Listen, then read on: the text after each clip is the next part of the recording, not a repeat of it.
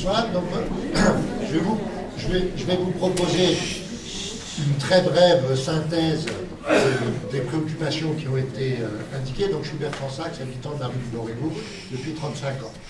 Alors, évidemment, il n'est pas question de reprendre les idées des uns ou des autres, mais plutôt d'essayer de voir les quelques pistes auxquelles nous, collectif Rue en Paix, on va être très attentifs dans les temps qui viennent, et en particulier avec la nouvelle municipalité, même si c'est une reconduction, mais aussi avec tous ceux qui étaient présents ici.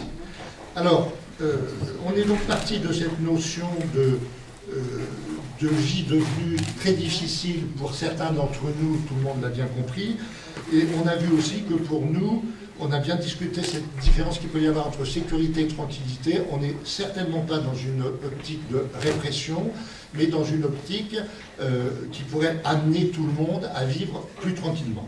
Alors, les points sur lesquels nous resterons attentifs sont les suivants, en faisant bien les distinctions entre les causes profondes que tout le monde a évoquées, la crise, et le vécu quotidien des habitants, en distinguant ces deux plans, le court terme et le long terme. Donc, les points qui semblent retenir l'attention de tout le monde.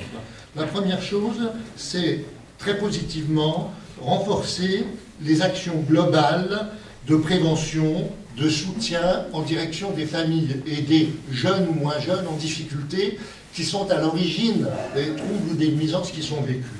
Donc là, on a évoqué toutes les possibilités qu'il y a à renforcer éventuellement sur ce point. Alors, avec les notions de mixité sociale qui ont été très soulignées et les notions de solidarité.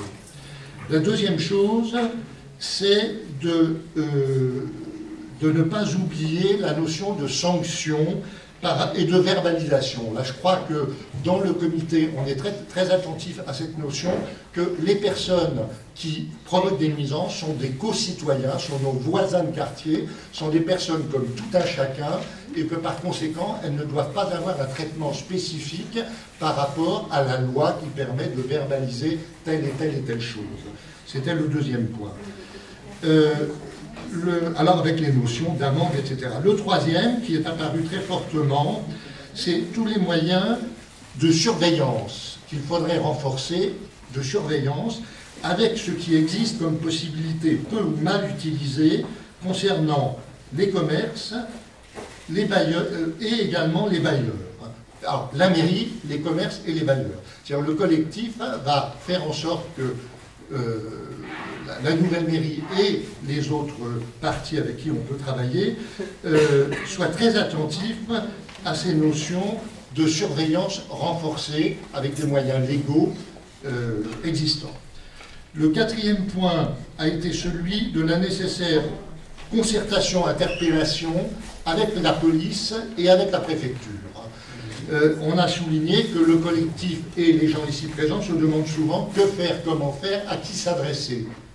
Donc là, il y a aussi un effort de la part de la mairie, sans doute, à faire de manière à ce que les citoyens, les habitants, sachent quelles sont les modalités qui sont à leur disposition en cas de difficulté. On a parlé à ce sujet du contrat local de sécurité à renforcer. Et puis, en dernier lieu, on a évoqué les éventuels manques d'endroits pour ce que nous appelons dans le collectif les fauteurs de troubles, pour éviter ce mot jeune dont on a vu qu'il ne correspondait pas à la réalité. Donc, ces fauteurs de troubles qui se collent au mur, etc., sont souvent effectivement en manque d'endroits. Donc nous resterons attentifs, et là on est tout proche de la maison des jeunes qui nous accueille et qui est extrêmement active sur cette question.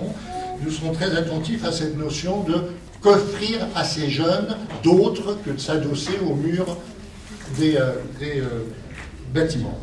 Voilà les points principaux sur lesquels nous resterons attentifs. Donc il me reste au nom du collectif à remercier tous les candidats qui ont accepté cette invitation. C'est un moment assez rare. Les habitants qui sont venus, simplement vous indiquer que ceux qui veulent rester en contact avec nous, ceux qui sont outillés sur le mode électronique, comme c'est souvent le cas aujourd'hui, il suffit qu'ils tapent collectif Rue en Paix et ils verront comment nous retrouver, se joindre à nous.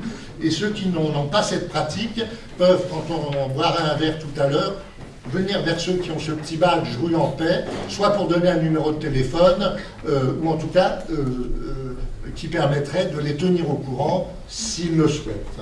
Donc merci à tout le monde, et on se retrouve autour d'un verre, essentiellement un verre d'eau d'ailleurs.